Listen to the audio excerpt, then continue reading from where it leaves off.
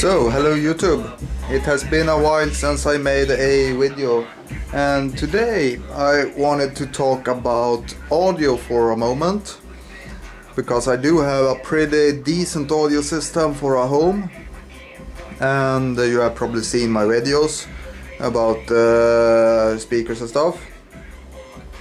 So I want to make a video showing why I'm hitting high decibels in a rather confined room. Because the room is confined, that means less volume to displace really. And these are 6 inches and 6 by 5s, so or 6.5 inch I should rather say. And those are ported forward and these are ported at the bottom, so they doesn't bounce the bass off the wall, and that makes for a really good bass disbursement really. And to drive them I got the LAM amplifier. It puts out about 250 watts per channel, and it's rated for 4 ohms, but I'm running it at 2 ohms right now, and that means even more power. So I would say about 320 watts a channel, somewhere around there. And that's going into these. These speakers are rated at 100 watts pretty much each.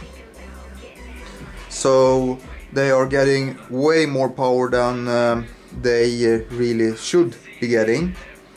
And I got them wired in parallel with really good wires.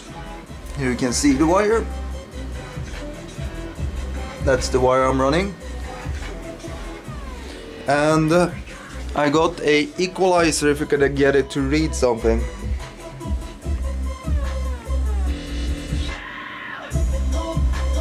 The equalizer is based off the output volume of the preamp. It's running from preamp or surround amp down to equalizer. From equalizer it splits off, and what is it called?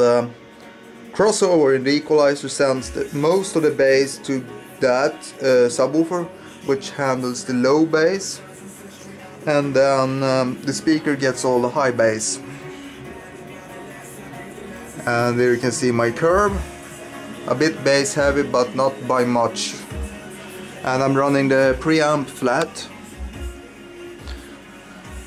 Only reason why I'm running a preamp really is I need to convert SPDIF to regular analog audio, and the analog audio comes by RCA, and I should have an RCA cable laying around somewhere if it has been trashed already.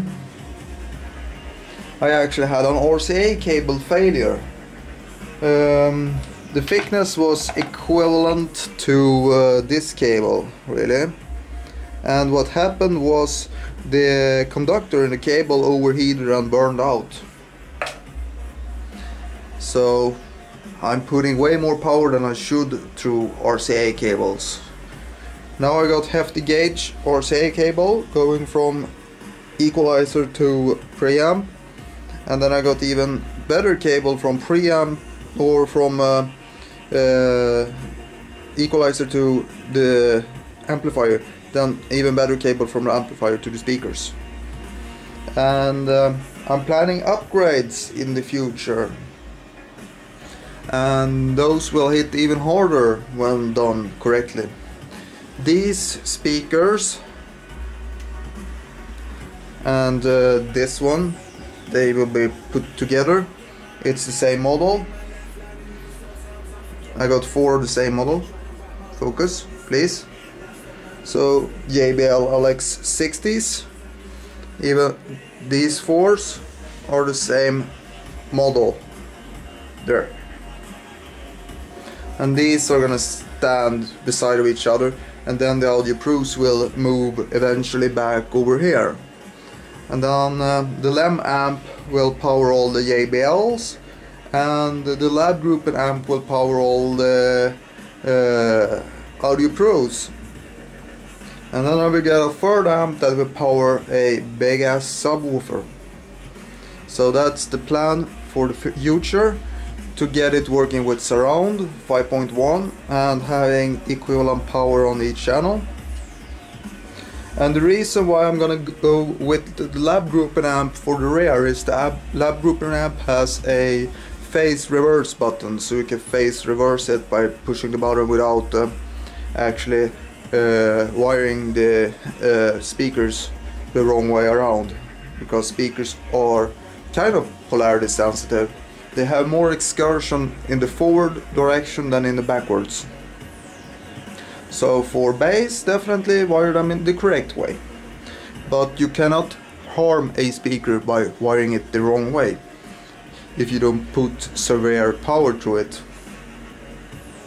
So that is something to keep in mind, folks. And as for the SPDIF cable, I'm just using a long composite video cable, and that works a treat. Also, something that needs to be hooked up correctly is the digital TV tuner. I need to hook that up to the big amp and wall mount the TV, because the TV should really live over there. But nah, I can't be bothered at this point in time with that. Dubstep, that's where my system really shows its power with bass heavy music, because I do have more power with bass than treble. But in all honesty, with music that isn't really that bass heavy, it evens out really well. And PA amps, power amplifiers like the one over there and the lab group one, which is in the closet right now, are really good because they have the same acoustics. So yeah, anyways YouTube, I hope you have learned something from my video. And by the way, this is a Sherwood amplifier. Let's see if I can read the model. Model is RVD 6095 RDS. So this is indeed a 5.1 system.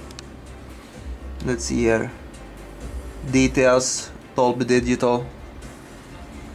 And the neat thing is, because the volumes are set at a fixed level, I can just control the volume from here.